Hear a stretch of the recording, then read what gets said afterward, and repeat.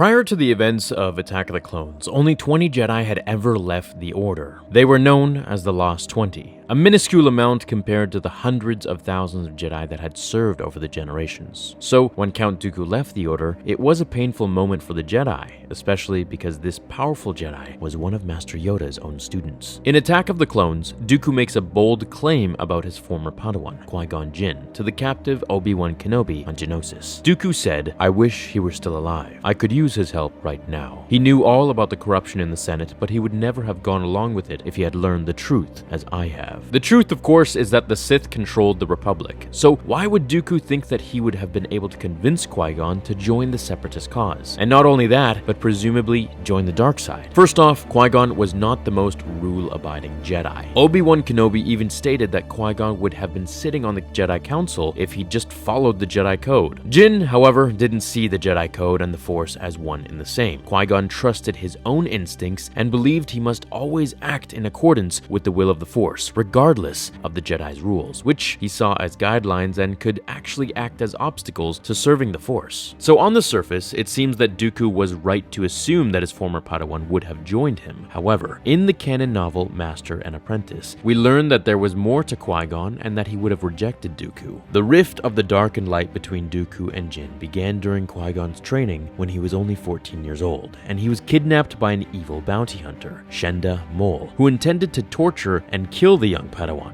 Dooku struggled to save Qui-Gon, and in his fear and anger dipped into the dark side and tortured Shenda himself, and even used a type of Force lightning on her. Although Qui-Gon didn't see this, the sounds, the smells, and the disturbance in the Force made a lasting impression on Qui-Gon, and the relationship between the Master and the Apprentice was never the same, making Qui-Gon always weary of the dark side. That moment further led to one of Qui-Gon's most personal decisions that ultimately defined who he was, not only as a person, but as a Jedi. While Qui-Gon believed that rules could be broken, he believed even more strongly that any Force user must decide early on to either serve the light side or the dark, and he was determined to follow the light. In Master and Apprentice, he says, "I don't turn towards the light because it means someday I'll win some sort of cosmic game. I turn toward it because it is the light." This seems to be the difference between Qui-Gon and the Sith. So while Qui-Gon may break some rules, he is selfless and serves the Force without any thought of reward for himself. Dooku and Anakin, on the other hand, bent the rules of the Jedi for their own good and benefit, which eventually led to their falls to the dark side. So what do you guys think? Would Qui-Gon have joined his former master to become a leader of the Separatists and possibly even a Sith? Now in Legends, Qui-Gon actually did almost turn to the dark side, following in his master's footsteps when his love interest, his girlfriend, Tal, had been killed when she was held hostage by a terrorist. It took many days of meditation, and in the end, Obi-Wan actually helped Qui-Gon not to turn to the dark side, and with Tal's Force ghost kind of, appearing in his mind, she helped him to stay in the light as well. But of course, that is Legends, and today we're talking about canon. So let me know what you all think. I hope you enjoyed this video. Hit like if you did, please,